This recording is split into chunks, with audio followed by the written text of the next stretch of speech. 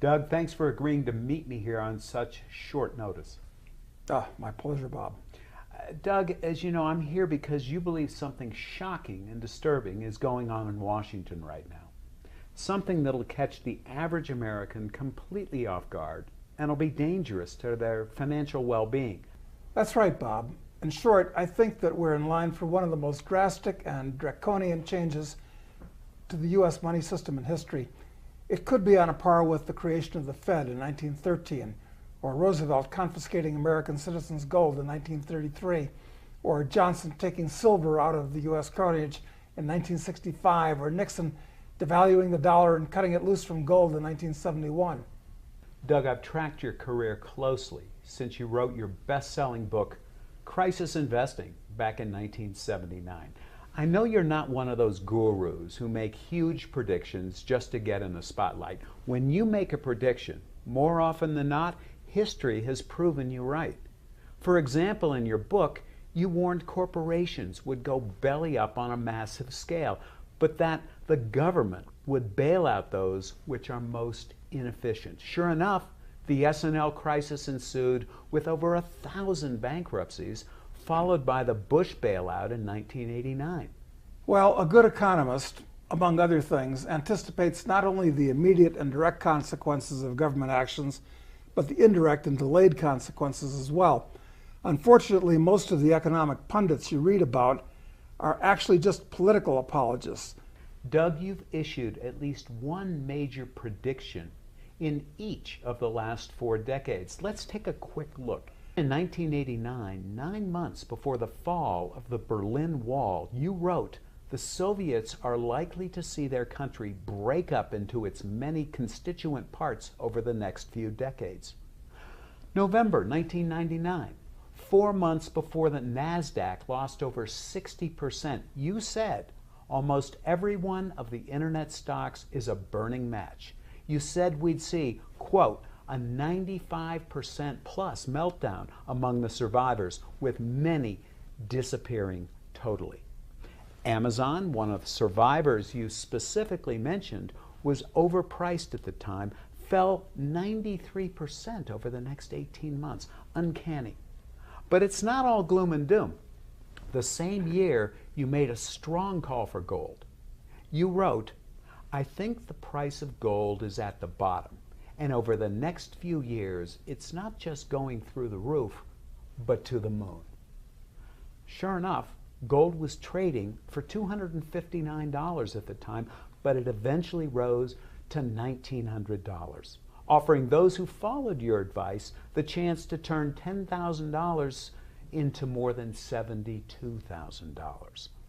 Lastly, in 2005, 2 years before the housing crash, you issued this public statement. You said, "What's going on now in the residential real estate market is much like the tech bubble, but potentially much more serious than what went on in stocks a few years ago. The bubble is floating on a sea of debt. When it bursts, millions of houses will hit the market in distress sales." This was another warning that could have helped millions of Americans steer clear of disaster. Now, Doug, I'm not going to list all the predictions you've ever made, but these showcase why financial author Robert Ringer has called you one of the great prophets of our time, and why Simon & Schuster has stated you've never been wrong on one of your major predictions. Phil Donahue even once devoted a full hour-long show to your work. Today we're going to discuss the subject of your research firm's latest book, Surviving FEDcoin, which outlines what may be your most shocking prediction yet. If you're right about this, like you've been in the past, the consequences could be devastating for most Americans. The savings of millions could be drastically reduced, and it could spell the end of one of our most cherished liberties. Well, Bob, I don't have a crystal ball. I'm not a fortune teller, but I believe that in the real world, cause has effect and actions have consequences. So the key is to position yourself. Sometimes it takes a few years for the inevitable to become imminent. Okay, Doug, let's just dive right into it. It's crazy out there. Now, what is going on? I believe that we entered the Greater Depression in 2007. We entered, compare it to a gigantic financial hurricane.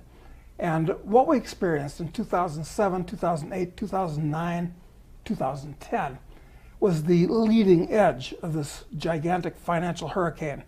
And now, for the last 6 years, we've been in the eye of the storm. I believe at this point, we're entering the trailing edge of the hurricane, and it's going to be much different, much worse, and much longer lasting than the turbulence we experienced back in 8 and 9.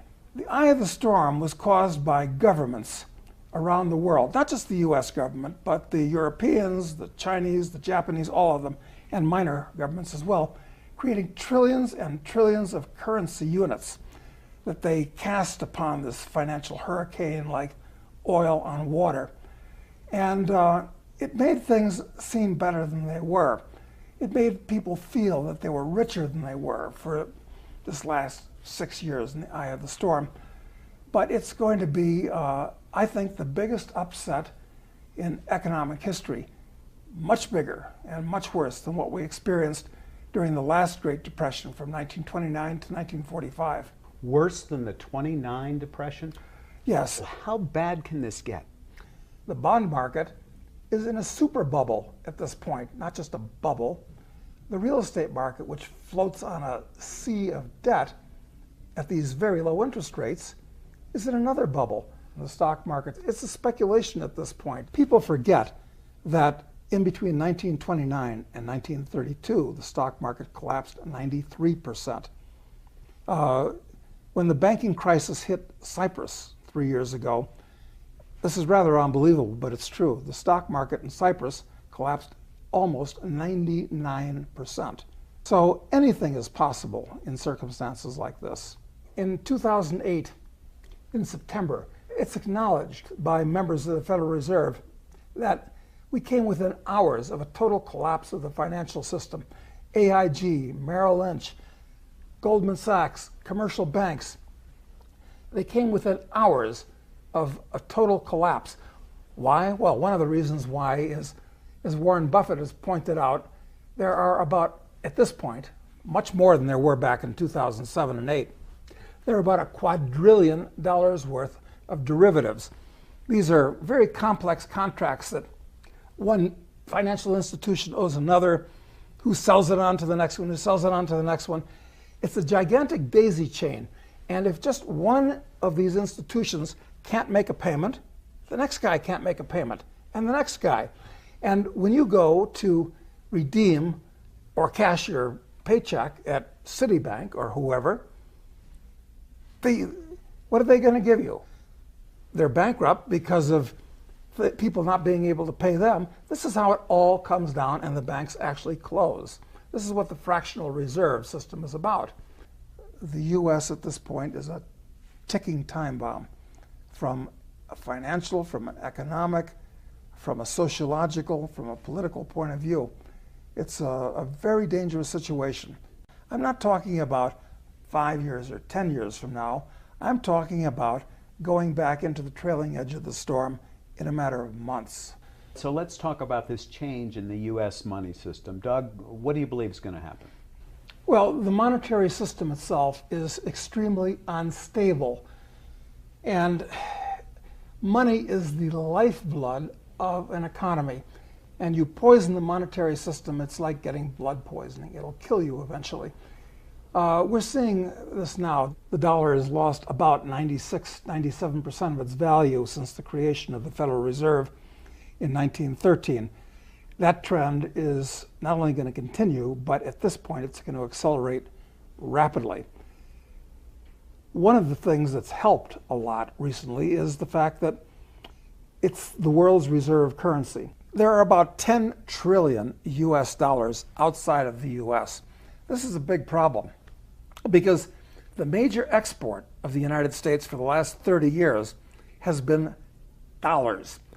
The nice Japanese send us Sonys and Toyotas, and the nice Germans send us Mercedes, and we basically just print up dollars and send it to them. That's how $10 trillion got outside of the US. It used to be that just after World War II, all of the skyscrapers in the world, 80% of the aircraft production in the world, 80% of the automobile production in the world, 75% of the steel production in the world, 75% of the stock market value in the world. It was all in America. America was the end-all, the be-all. It was the king of the hill. Now, none of these things are true anymore. The standard of living of the average American peaked in the mid-1950s. Let's say 1959, when the 1959 Cadillac with its fins and twin bullet taillights came out. And if it peaked then it started heading down in earnest in about 1971 with the devaluation of the dollar. And unfortunately, the dollar rests on nothing more than confidence, because it's an IOU nothing. And the US government, make no mistake, is bankrupt. Its liabilities far, far exceed its assets. So when the confidence blows away, the first people to dump the dollar are going to be foreigners. And all those dollars, the 10 trillion abroad, are going to come back into the United States in exchange for what? Share certificates, titles to real estate, to companies, to real goods, to Boeings, to IBMs. And the dollars are going to come in. I mean, inflation could explode in this country. It's a very, very unstable situation from many points of view. So, Doug, a number of countries are already abandoning the dollar. I've read about a trade agreement. 25 countries recently struck deals to trade outside the dollar. China and Russia reached a $400 billion energy deal to trade outside the dollar.